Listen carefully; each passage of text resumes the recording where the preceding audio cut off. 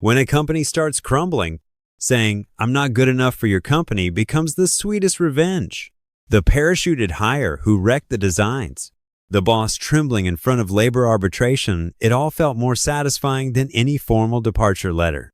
My days at Starry Design were like living through a never-ending battle. I worked my butt off for 10 straight years. First one to show up, last one to leave, putting my whole heart into the work without holding anything back. But fate has its way of turning on you, fast and brutal. One day, this employee with a fancy Ivy League background and deep connections just parachuted into the company out of nowhere. And like a punch to the gut, I got the news I was fired. Just like that. No discussion, no warning, just pack your stuff and go. Even after getting treated so unfairly, thinking about everything I'd poured into the company over the years, I still tried to negotiate a fair severance. I just wanted something to show for my youth and hard work. But to my shock, Richard Weber, the boss, not only coldly refused, he even trashed my reputation behind my back. He sneered, "Emma, she's over the hill. Plain looking, can only draw a few sketches. Always acting like she's a big deal around here, thought we couldn't survive without her? What a joke." Time passed, and karma caught up. The company started tanking, and the boss had the nerve to come, begging me to come back.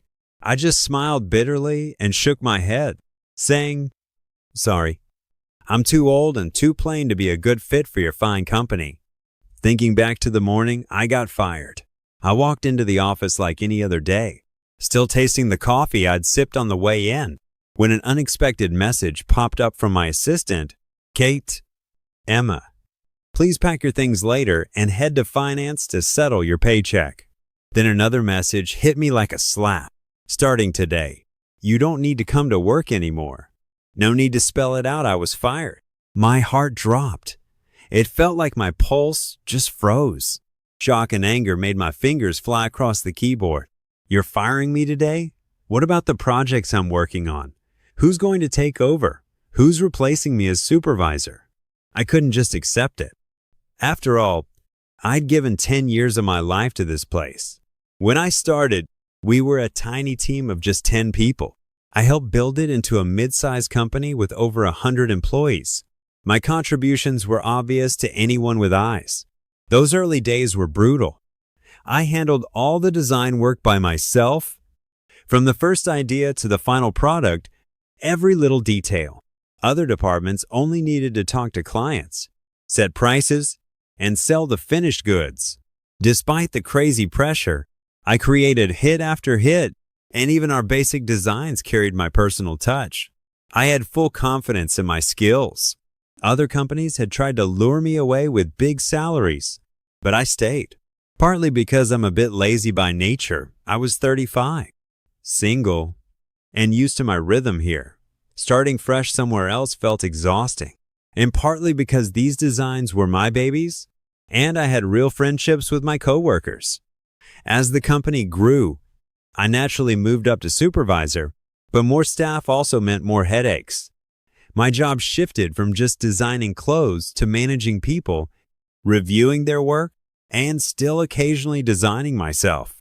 Even so, I gave it my all, never once slacking off. How many decades does a person get? I saw this place as my second home. In all those years, I never once screwed up. So when Kate told me I was fired, I felt nothing but injustice and rage. Thinking it over, I realized Kate didn't have the authority to fire me. This had to be Richard's doing. He never liked me. Whenever he did surprise inspections and saw me browsing design websites, research. Mind you, he just assumed I was slacking off. He had no clue that I was juggling teaching students online at the same time. Still, I thought the company valued an experienced supervisor like me enough to keep me around, even if the boss disliked me. But reality hit me like a slap in the face. 2 minutes later, Kate's next message crushed whatever hope I had left. She told me, "Don't worry about your projects or position. We've already hired an experienced overseas returnee to replace you. And you don't need to go to finance, just come to my office to sign the exit papers." Seriously? I thought maybe they'd promote someone internally, but no, they gave my job to some random newbie who just showed up out of thin air. The absurdity made my blood boil. Even if Kate hadn't called me up, I would have stormed over there myself. I stomped upstairs and kicked the office door open. Kate was on a call. When she saw me, she quickly hung up and looked at me calmly. Everything's been explained. Here's the paperwork, just sign it. She pulled the resignation form from her drawer and plopped it down in front of me. Looking at that thin piece of paper, my heart twisted painfully. 10 years of work, written off with one stupid piece of paper. You're firing me, don't you? At least owe me a reason? I forced myself to stay calm. Kate looked up, her face cold like she'd rehearsed this moment. She slid over some random performance evaluation. After a company meeting, it was decided that you've submitted no designs for 2 years. As a design supervisor, that's unacceptable. Plus, your salary $20,000 a month doesn't match your workload. No designs. That's ridiculous. My main job is team management. Without me approving designs, would this company even be where it is today? I couldn't help but raise my voice. Managing people might look easy, but it's brutal. Mentoring newbies who don't appreciate you, and bosses who only see you teaching a few people without understanding the pressure. Still, I never once complained. And this so-called overseas hire, she just graduated. What qualifications does she have to replace me? I was furious. I almost wanted to shake Kate and demand an answer. Kate's face got darker by the second until she finally snapped. She's the daughter of the chairman of International Fashion Group? Think she's not qualified enough now? Her words hit me like a slap. International Fashion Group, a giant. Everyone in our field dreams of working for. Now it all made sense. It wasn't about skill, it was about connections. Some people are just born lucky, already standing on top while the rest of us climb. No matter how hard I work, they could just step over me like it was nothing. The shouting must have caught Richard's attention. I didn't even have to go find him. He stormed over himself. When he saw me, his face twisted in a pure disgust. Emma, what are you causing a scene for now? I thought we made it clear. Pack your things and go. Don't turn this into a circus. I turned slowly to face him, and he kept sneering. What? You still have something to say? Say what? They kissed up to a rich kid and dumped me like trash.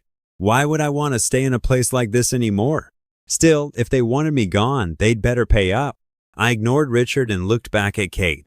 I have no problem leaving, but by law, you need to pay my severance on my exit day. I checked firing an employee means 3 times the current month's salary, plus 2 months' wages for every year of service. I've been here 10 years. That's 20 months' pay. You're not thinking of stiffing me, are you? Kate and Richard shared a look and then burst out laughing. Wow, aren't you greedy? Richard sneered. You're lucky we're even giving you anything. There are no such rules here. Just take your salary and go. Don't make trouble. No severance at all. My blood pressure spiked. Sure, private companies skipping severance is common, but after 10 years of dedication, how could I just walk away quietly? You're not afraid of me taking you to labor arbitration? I shot back. Hearing labor arbitration, Richard laughed even harder. Go ahead and sue. If you've got the guts, that is. Clearly, they'd been through this before someone had sued and lost, so they weren't scared. Unbelievable. I didn't even want to waste another second with these clowns. I turned on my heel and stomped off, accidentally slamming my shoulder into Richard so hard he nearly stumbled. Emma. He roared behind me. Back at my desk, my coworkers, the ones who liked me, looked devastated. Some even tried to come over, but security had already been called to escort me out. Miss Emma, have you packed up? Please leave promptly. One of them even pretended to help me with my things, but I waved him off. I'll do it myself. As I left, Richard personally tossed a so-called resignation letter onto my box of stuff. It read, Employee voluntarily resigns. Seriously? They fired me and made it look like I quit? But fine. If they want to play dirty, so be it. I wasn't planning on taking this lying down. I had tons of evidence, and I had lawyer friends. They picked the wrong person to mess with. The fight back begins. The minute I got home, I called my lawyer friend Lisa, and after a quick discussion, we filed a lawsuit. The process was a pain, and it would take at least a week, But Lisa was confident. With all the proof I had, work records, chat logs, we had a solid case. I spent the whole day preparing paperwork. It wasn't until late evening that I finally checked my phone. My former coworker, Anna, had blown up my messages. "Emma, after you left, that new girl came in. It's hilarious she claims she graduated from Parsons, but she's totally useless. Can't even handle the basics. We spent the whole day fixing her mistakes. In meetings, she had no ideas. She's nowhere near your level." I wasn't even surprised. I knew from day one they couldn't replace me with a rookie. "Bet Richard's freaking out now, huh?" I replied. Year-end was around the corner. Other companies were already rolling out new designs. Richard had kicked me out thinking he could get someone better and ended up with a disaster. "Sure enough," Anna replied. "Totally. He blew up at everyone after work, but only after the rich kid left he didn't dare yell in front of her. What a joke." All I could say was, "Serves him right." I thought I was done with them, but later that night a new friend request popped up on my phone. "Hi Emma, I'm Victoria Clark, the new supervisor at Starry Design. Have you found a new job yet?" "Yeah, right." Obviously she was overwhelmed and needed help. I hummed a little tune and declined without hesitation. Not even a minute later my phone rang. It was Richard himself. Out of basic courtesy, I picked up. The second I answered, he exploded. "Emma, what's wrong with you? I told Victoria to add you. Why'd you reject her? And why shouldn't I? What's with this attitude?" I let out a cold laugh and retorted without mercy. "Attitude? Richard, we settled our accounts long ago. I'm not an employee of Star Design anymore. Why should I listen to you?" There was a few seconds of awkward silence on the other end, then an outburst of furious shouting. "Don't get cocky. Without Star Design, you think you can survive in this industry?" I moved my phone slightly away to avoid getting deafened by his roar. After he finished venting, I said slowly, "Whether I can survive or not is none of your business. And by the way," I shifted my tone sharply, "didn't you say I was too old, plain looking, and only capable of drawing a few pictures? Now you're coming to beg me? Where was this humility back then?" Richard was stunned into silence for a long moment before squeezing out through gritted teeth, "We'll keep running into each other in this industry. There's no need to make things ugly." I almost laughed out loud. "When you fired me, did you think about keeping things pleasant? Now that your company's in trouble, you want to play nice? Too late. Richard, let me remind you one last time," I said in a voice so calm it was almost chilling. "The compensation Star Design owes me, the court will give me a fair answer soon. As for coming back to help," I paused deliberately, as if genuinely thinking it over, then sneered. "Sorry, I'm too old and too plain to match the high standards of your prestigious company." Without waiting for a response, I hung up, leaving him and his pathetic, desperate face behind me. A few days later, the labor arbitration result came out. With the help of my lawyer friend Lisa, I won full compensation, 3 times my final month's salary plus 20 months' pay, not a cent less. Richard was forced to admit fault in court, transfer the compensation to me, and sign a public apology admitting illegal dismissal. Rumor had it that when he got back to the company, he was harshly reprimanded at the board meeting and faced intense pressure from the shareholders. Even more amusing, Victoria, that special hire, turned out to be completely incompetent. She was soon recalled to headquarters for further training. In just 3 months, Star Design suffered project delays, customer complaints, and a dramatic drop in brand reputation. Later, I heard the major shareholders sold off the company at a bargain price. A new owner took over. Leaving Star Design, I didn't lose. I used my professionalism, the law, and time to win back my dignity. As for Star Design, I have just 4 words for them: serves you right. And me? I'm free now. Free to move forward, to embrace new opportunities and a new future.